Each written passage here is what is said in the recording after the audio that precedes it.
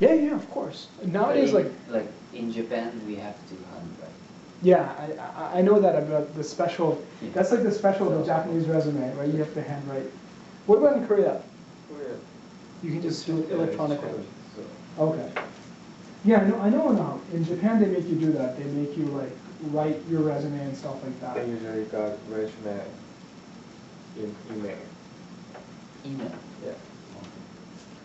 Yeah, Right. like the first step is like email and Right. using internet. And the second step is you have to write the handwriting resume. They actually make Yeah. you like write Yeah. a resume. And it's reflect the personality. Like Wow. if you have not good handwriting, they think like you don't have a good personality. Oh my god, I have bad writing. Yeah, I have really, So- really bad So handwriting. usually, when you graduate university, Mhm. you have to write like 10 or 20 resumes in handwriting. And in Japan, we have to add like your why are you looking for this job? Right, right. For like this company. So we have to write like in 200 or 300 words, like your reason Mhm. to apply for this job. And Yeah. if it's not clear, they will not give you like a schedule for An interview. Yeah. Right. Yeah, that's understandable. We have that here as well, cover letters. They're called cover letters or personal statements, right? And a cover letter is really your way of, you're like writing a letter to them that, you know, this is who I am, I'm applying for this position. This is why I think I'll be valuable, right? A cover letter really talks about some of the things that's in your resume, that I went to this school and I did this work in this company, right? And I think that makes me a very good candidate. And we'll talk about cover letters as well, right?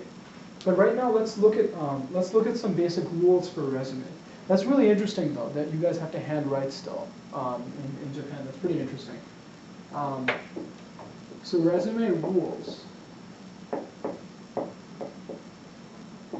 right? Very first rule of resume, right, is the 8 to 10 second rule. 8 to 10 seconds. This is very, very important, right? 8 to 10 seconds. I have a question. What's up? Do you have any particular things in your resume?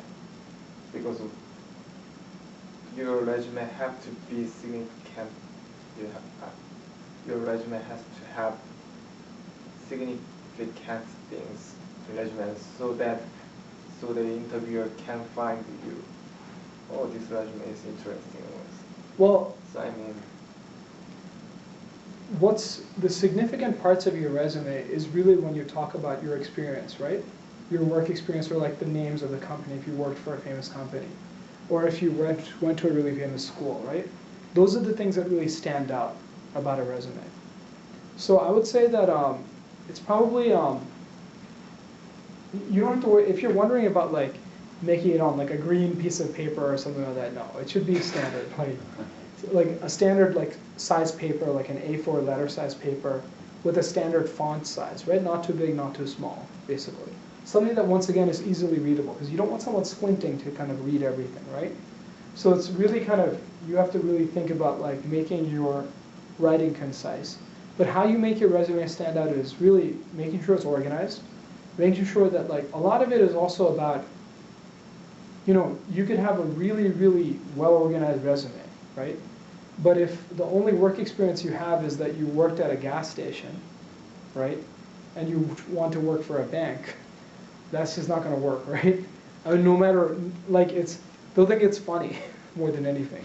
Like you probably need to kind of like go to school and like get a degree and let that be your experience, really, to say that, you know, maybe try to get an internship, right? So that's really kind of, that's more about how you try to get a job. But we're assuming that this person, the person that we're talking about right now, has worked for, let's say, 2 years, right? So they already have some work experience, they're looking for a new job, right? So let's continue with some of these rules, right? 8 to 10 seconds, right? The other one that's really, really important. 1 page. Can't be more than a page. Has to be one page. It can be more than a page if you're someone who has a PhD and you need like a page just to talk about your education and your research and things like that. Or if you hold a patent. You know, if you invent something, you can hold a patent for it, right? A patent is basically, it's a claim to say that this is your invention and no one can copy it, right? So for that reason, you know, in those are two situations where it can be like 2 pages or 3 pages, right? Because you might need to, a lot of times companies want to see your patent. They actually want to see the actual file of the patent, right? So, but in general, for people like us, 1 page, very, very important. It has to be 1 page. Because once again, oh, it's going to take you 8 to 10 seconds just to see what the order of the pages are, right? So these two really go hand in hand. Right? These two together are very important. The other one is like font and margins.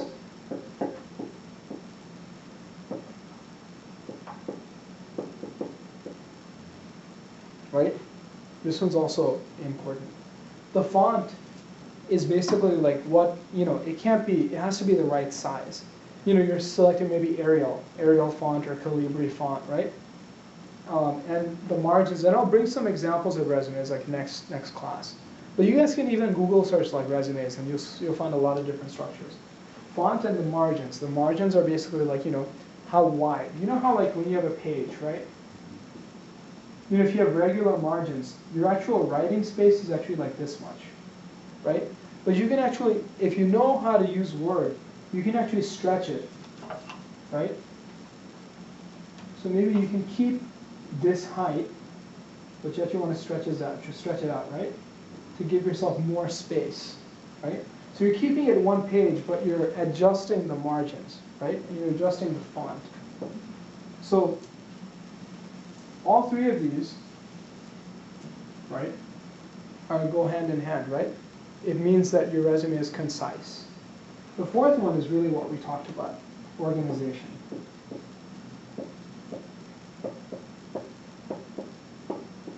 Really having a very organized structure. And all of these things together, right? All of these things together make your resume concise.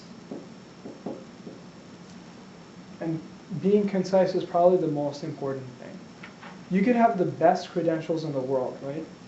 But if your resume is disorganized, no one's going to want to read it. Everyone's going to be like, it's going to take me a while just to figure out, what are you trying to say? You know, so that's kind of, it's very, very important. So 8 to 10 seconds. Keep it to 1 page. Look at your font and your margins, right? Because this will help you increase the amount of space that you have, right? And make sure that you're following a structure, right? You have an organization, right? That everything is organized, right? So, you know, let's take that same example of a person, right? Of that person. Let's just call him John Smith, right? So this is like right at the top of the resume, right? It's his name, and then you have his address, right? His email, his phone number, right? And then this is the structure that I like, right? If John is currently working, right? His most recent activity, it's work, right? It's not school, right? So your work experience, right? Work experience should come first, right? That's your most recent, and it's also your most significant activity, right? So remember, what's the first thing under work experience? Company name, right? So let's say he works for Hyundai, right? This is just an example. Let's say he is an analyst. Right? It's just a basic role, right? He's an analyst in finance. And a lot of times, like let's say maybe he's working in Seoul, right? Seoul HQ, headquarters, Seoul headquarters, right? And a lot of times I like to have in some of the better resumes I've seen, they have the dates over here, right? So they have maybe like May 2010 to present, Present basically means like now. He's still working there, right? And then you would basically talk about, your roles, basically, right? And then a lot of times you have bullets. You guys have seen bullets on Microsoft Word, right? Bullets are like really, really kind of like, it's like super simple formatting. But simple is good, because simple means it's easy to read, right? So, you prepared daily reports for management, right? And analyzed yearly sales. So you see, like, this is your opportunity in a really, really concise, right, but well-organized way to talk about not only what you do, right, but your achievements in each of these activities. Right? And this is really where it gets difficult, writing a good resume, because you only have so much space, but you have to talk about the things you achieved as well, right? So analyze yearly sales of, $20 billion or something like that. Like, you also people need to see that you're doing things that are important, right? You're doing things that matter, right? Like, help sales team, like, achieve yearly targets of, whatever it is, yearly targets of, blah, blah, blah. It could be like 2 million units sold or something like that, right? So this is your work experience. And let's say if you've worked for a couple of companies, right? Then it's like, your most recent company comes first. And then it could be, I worked for, Sanyo. This is another example, right? From like, let's say, 2008 till 2010. Right? So that comes like underneath here. This is why a lot of times the work experience becomes kind of big, because like usually if you've worked for 5, 6, 7 years in the Western world, most probably you've had more than one job. Most probably, that's usually what happens, right? So we've covered work experience, right? It makes sense, right? You can see how we're following the same structure, right? So let's say, John, so now let's move on to education, right? We actually have a header which reads education, right? So then you'll have, let's say he went to NYU, right? Then his major was economics. And you have like, like major, sorry, let me just write this out. You usually write like major.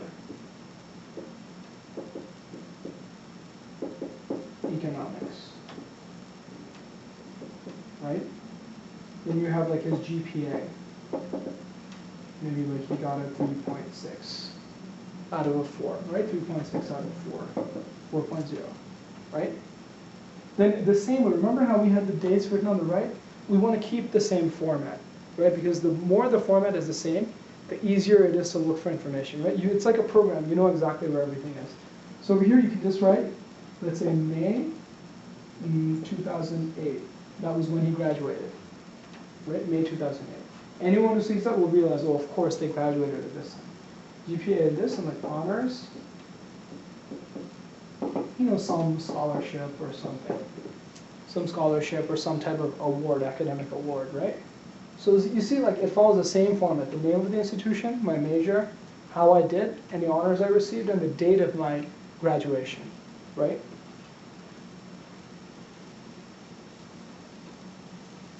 What was the last section again, guys?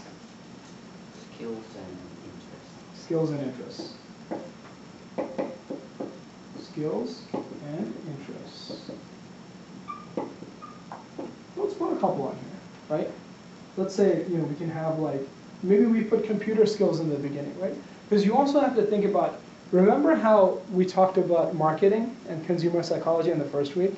It's the same thing. You have to think about your audience, right? A lot of times people have different versions of their resume, depending on if I'm applying to a fashion